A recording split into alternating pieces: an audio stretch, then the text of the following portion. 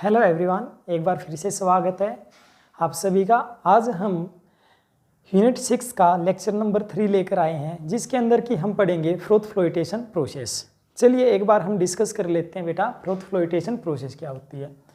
जैसा कि मैंने यहाँ पर एक डायग्राम बनाया हुआ है, इस फ्रोथ फ्लोटेशन प्रोसेस में जैसे नेम से इंडिकेट हो रहा फ्रोथ का बनना, ठीक है।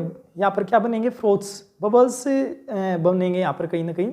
तो बबल्स की फॉर्मेशन होगी, तो उसमें क्या कहता है, इस तरह का एक टैंक होता है अपने पास। आपको हर बुक में अलग तरह का कोई डायग्राम मिल जाएगा, तो हमने सिंप्लीफिकेशन करने के लिए इसको इस प्रकार से बना लिया है, ठीक है। तो अलग अलग बुक में अलग अलग डायग्राम मिलेगा, उससे कोई घबराने वाली बात नहीं है कि उसमें ऐसा डायग्राम दे रखा है, दूसरी बुक में ऐसा दे रखा है और सर ने हमारे को ऐसा बनवा दिया, ठीक है। तो अब इसमें होता क्या है कि अपने पास जो टैंक होता है कुछ इस तरह का होता है। इस टैंक में एक इस तरह से पाइप लगाई जाती है जिससे कि एयर को पास करवाया जाता है। साथ के साथ यहाँ पर एक इस तरह से फैन लगाया जाता है, पैडल होता है, ठीक है, ये जिसको कि रोटेट करवाया जाता है हाई स्पीड से। इसके अलावा ये जो मैंने यहाँ पर ये चैम्बर से बनाए हुए, इनके थ्रू क्या करती है, गैस बाहर निकलती है। अब होता क्या है इसमें कि हम इस प्रकार से एक आउटलेट होता है जहाँ पर हम सल्फाइड और जो इम्प्योरिटी के साथ प्रेजेंट थे वे लेते हैं, और साथ के साथ ऑयल और वाटर इसमें मिला के और यहाँ से इसके थ्रू उसको पास होने के लिए भेज देते हैं। तो वो यहाँ से पास होता हुआ किस में, टैंक में आ जाता है। तो यही होता है यहाँ पर, और यही इसका प्रिंसिपल है। अगर इस मेथड की बात करें कि जो फ्रोथ फ्लोटेशन मेथड होता है अपने पास, ये किसके लिए यूज़ किया जाता है, आयरन पायराइट के लिए, ये सल्फाइड और जितने भी बनते हैं उनके लिए यूज़ किया जाता है, ये सल्फाइड और के लिए यूज़ किया जाता है। अब इसके अंदर अगर मैं बात करता हूँ तो आयरन पायराइट के लिए, कॉपर पायराइट के लिए, सिनेबार के लिए, गैलेना के लिए ये यूज़ किया जाता है। बेटा इम्पोर्टेंट टॉपिक है, मोस्ट इम्पोर्टेंट टॉपिक है, आपके CBSE में या फिर आपके कम्पिटिटिव एग्जाम में यहाँ से क्वेश्चन पूछा जाता है। यहाँ से भी क्वेश्चन पूछ लिया जाता है कि वो मेथड होता है जो फ्रोथ फ्लोटेशन मेथड है, ये किसके लिए यूज़ किया जाता है, ये भी आपसे क्वेश्चन किया जा सकता है। अब इसका जो प्रिंसिपल है, जो सिद्धांत है, वो किसके बेस पर काम करता है, फ्रोथ फ्लोटेशन का। इसमें होता क्या है कि जो सल्फाइड और जो हम डालते हैं they are wetted by the pine oil, जो कि हम यहाँ पर ऑयल लेंगे उसके थ्रू क्या हो जाते हैं, भीग जाते हैं, वेटेड हो जाते हैं। और जो गैंग पार्टिकल्स होते हैं they wetted by the water, they water से क्या कर जाते हैं, वे वाटर से वेटेड होते हैं, भीग जाते हैं। ये अपना इसका प्रिंसिपल रहेगा। अब होगा क्या, इसके अंदर बहुत ही सिंपल सी प्रोसेस है, कोई लंबी चौड़ी कहानी नहीं है। अब यहाँ से हम जैसे ही सल्फाइड और कोई इम्प्योरिटी के साथ यहाँ पर डाल देते हैं, इस आउटलेट से वो होता हुआ अंदर की तरफ आ जाता है। यहाँ से आते हुए जब ये ऑयल और वाटर को मिक्स करके हम यहाँ पर डाल देते हैं, अभी क्या करेंगे, ऊपर से एक प्रेशर के साथ यहाँ पर हवा आएगी, जो एयर आएगी, एयर आपने देखा हो, देखिए कभी कभी एक एग्जांपल देता हूँ आपको डेली लाइफ का, ठीक है, फिर डेली लाइफ के एग्जांपल। चलिए ठीक है, जैसा कि आप जब कोल्ड ड्रिंक पीते हो तो जब पीने की बारी आती तब तो बात ठीक है, बट कभी कभी शरारत करने की बारी आती है ना, है ना, ऐसा ही करते हैं। तो जब हम पाइप से उसके अंदर क्या करते हैं, हम एयर पास करवाते हैं, फूंक मारते हैं ना उसके अंदर, तो वहाँ से बबल्स निकल के आते हैं बाहर की तरफ, ऐसा ही होता है ना। तो वही चीज़ है यहाँ पर भी। तो फ़र्क इतना कि आपको अपने मुंह से इसके अंदर हवा नहीं डालनी है, कहीं ऐसा सोचने लग जाओ, बट यहाँ पर ठीक है, चलो मजाक के लिए था। तो इसके अंदर क्या होता है बेटा कि यहाँ से जब एयर आती है प्रेशर के साथ, तो यहाँ से बबल्स बनने स्टार्ट हो जाते हैं, यहाँ से बबल्स बनने स्टार्ट हो जाते हैं। अब हमने यहाँ पर कहा कि एक पेडल होता है, ये जो फैन होता है यहाँ पर, ये जो मैंने दिखा रखा है, ये स्पीड से रोटेट करता है। ये इसलिए रोटेट करता है ताकि जो यहाँ पर हमने सल्फाइड और इम्प्योरिटी के साथ है ऑयल वाटर, ये अच्छे से मिक्स हो जाए। जब ये अच्छे से मिक्स हो जाएगा तो क्या हुआ, अब इसके पीछे की साइंस देखते क्या हुआ। अब हमने कहा कि जो सल्फाइड और they wetted by the pine oil, जो यहाँ पर हम ऑयल लेते हैं वो वैसे पाइन ऑयल लेते हैं, इसके अलावा यहाँ पर हम और भी यूज़ कर सकते हैं, फैटी एसिड का है, ठीक है, जेनेथेट का है, इनका यूज़ करते हैं। बाकी यहाँ पर पाइन ऑयल का ही अब एक बार डिस्कस कर लेते हैं। अब होता क्या है ये कि जो पार्टिकल था वो किस में वेटेड था, ओर का पार्टिकल, ओर का पार्टिकल वेटेड है किस में, सल्फाइड ओर का पार्टिकल किस में वेटेड है, वो है किसमें, पाइन ऑयल में। अब ऑयल के जो पार्टिकल्स होते हैं they, suppose this is the sulphide ore, ये क्या आपके पास सल्फाइड ओर है। अब इसके चारों तरफ कौन आ जाता है, इसके चारों तरफ कौन आ जाता है, ये ऑयल आ जाता है। ऑयल के आने की वजह से इसके चारों तरफ ऑयल के आने की वजह से क्या होगा, ये जो पार्टिकल था ये हाइड्रोफोबिक बन जाएगा हाइड्रोफोबिक, क्योंकि हम ऊपर से पानी भी तो डाल रहे थे। अब ये रिपेल करेंगे, पानी से क्या होगा, ये रिपेल करेगा, क्योंकि पानी क्या होता है, हाइड्रोफिलिक होता है। पानी क्या होता है, हाइड्रोफिलिक होता है। तो अपने पास कुछ इस तरह का, जैसे कि वाटर सरफेस होगी, तो ये जो पार्टिकल होगा ये वाटर सरफेस के ऊपर आना स्टार्ट कर, ऐसा ही होगा, वाटर सरफेस के ऊपर आना स्टार्ट कर देगा। अब जैसे ही ये पार्टिकल ऊपर आएगा, और ऊपर से हम क्या कर रहे थे, हवा इसके अंदर, एयर इसके अंदर डाल रहे थे, तो बबल्स बन गए। वे बबल्स के साथ कलेक्ट होके क्या करेंगे, ये पार्टिकल्स ऊपर की तरफ आ जाएंगे। ऊपर की तरफ आएंगे तो ये वाटर की जो सरफेस है इसके ऊपर आ जाएंगे। अब यहाँ पर आने के बाद क्या होगा अपने पास, यहाँ पर आने के बाद क्या होता है कि यहाँ पर अपने पास एक कलेक्टर होता है।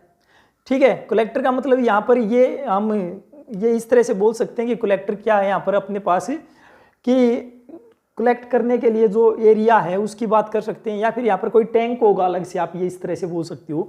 तो ये जो अपने पास होगा, यहाँ से हम जो सल्फाइड और आए या फिर और फ्रोथ बोलते हैं इनको, यहाँ से तो उनको अलग कर लेंगे, और जो अपने पास नीचे की तरफ जो एरिया, यहाँ से इसको ओपन करके यहाँ पर अपने के जो गैंग पार्टिकल्स थे, इम्प्योरिटीज थी, उनको अलग कर लेंगे। तो यहाँ से हम अलग अलग कलेक्ट कर सकते हैं।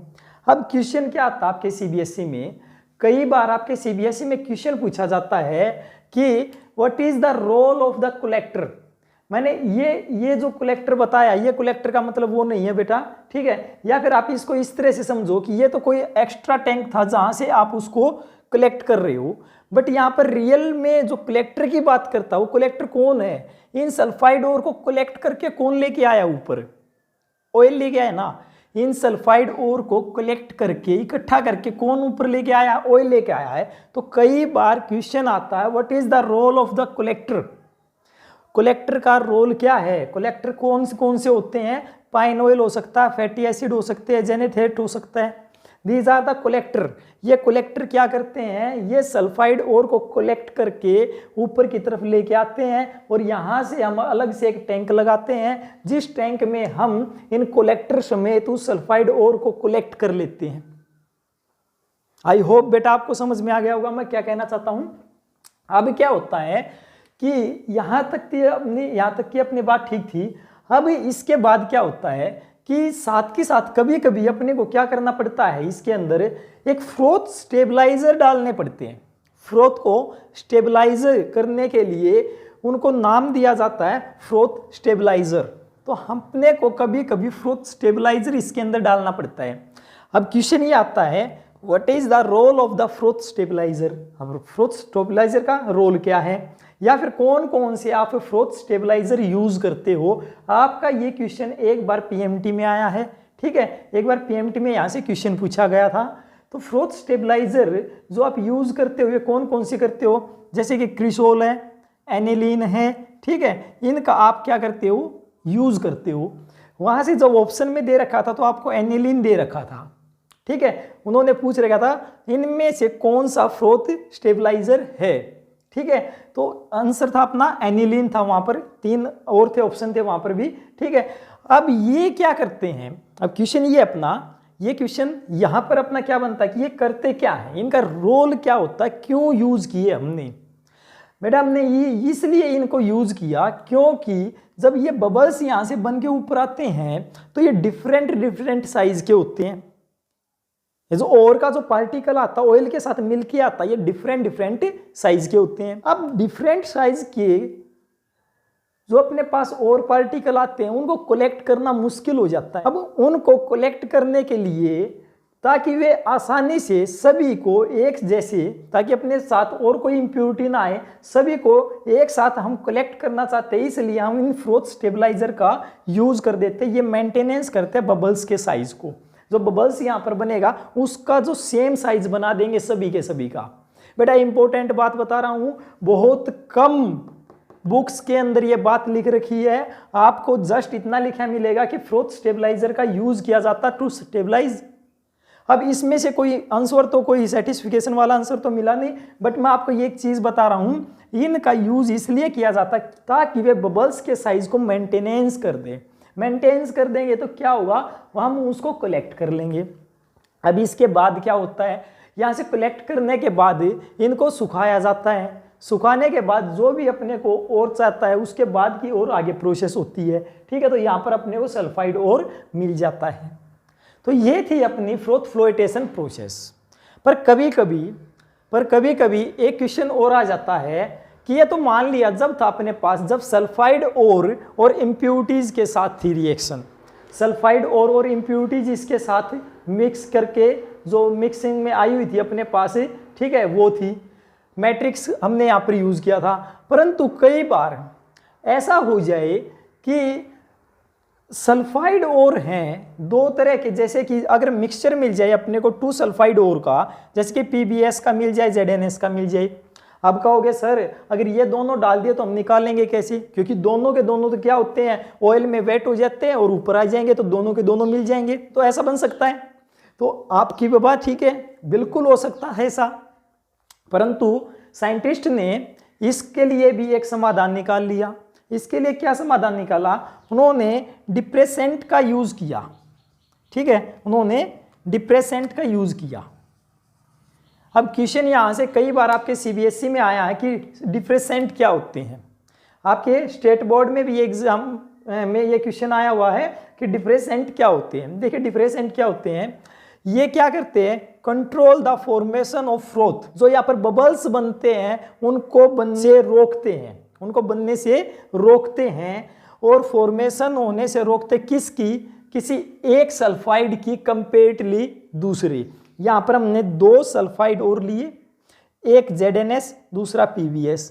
तो इनमें से क्या करेगा, ये जो डिप्रेसेंट होता है, डिप्रेसेंट का मतलब ही क्या होता है, डिप्रेस कर देना, किसी को डिप्रेस कर देना। तो ये एक और को क्या करेगा, डिप्रेस कर देगा। डिप्रेस करने का मतलब क्या है कि उसको बबल्स में कन्वर्ट नहीं होने देगा।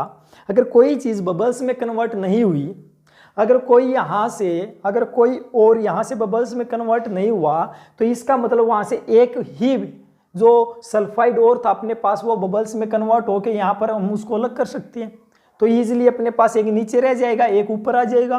तो क्या होता है कि यहाँ से, जैसे कि मैं यहाँ पर इन्हीं की बात करता हूँ, तो अपने पास एक डिप्रेसेंट का यूज़ किया जाता है जो कि बहुत ही ज़्यादा फेमस है। आपके पास CBSE में यहाँ से क्वेश्चन आया है, CBSE में आपके पास यहाँ से क्वेश्चन आया है कि NaCN का यूज़ क्यों किया जाता है, फ्रोथ फ्लोटेशन प्रोसेस में NaCN का यूज़ क्यों किया जाता है।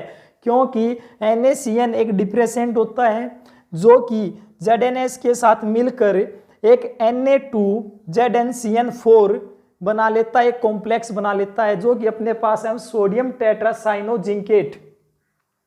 ठीक है, ये अपने पास एक कंपाउंड बना लेता है, और जो ये कंपाउंड होता है, ये सोल्यूबल हो जाता है किसके अंदर, वाटर के अंदर। अच्छा, ये वाटर के अंदर सोल्यूबल हो जाता है तो अपने पास क्या करेगा, ये नीचे की नीचे रह जाएगा, और अपने पास जो दूसरा मिलेगा यहाँ पर ZNS, तो इसके साथ रिएक्ट हो जाएगा। बचेगा कौन, यहाँ से PBS क्या करेगा, यहाँ से उस ऑयल के साथ मिलकर ऊपर आ जाएगा। ऊपर आने के बाद हम किसको, PBS को कलेक्ट कर लेंगे, और इस प्रकार से जो फ्रोथ फ्लोटेशन प्रोसेस होती है यूज़ की जाती है सल्फाइड और के लिए। बेटा आई होप आपको समझ में आया होगा। तो ये था, यहाँ से आपका कोई भी क्वेश्चन नहीं रहता है, ऑलमोस्ट सभी के सभी क्वेश्चन आपके कवर हो जाते हैं। तो इम्पोर्टेंट था, आज के लिए इतना ही। कल मिलते हैं नए टॉपिक के साथ, तब तक के लिए ऑल द बेस्ट।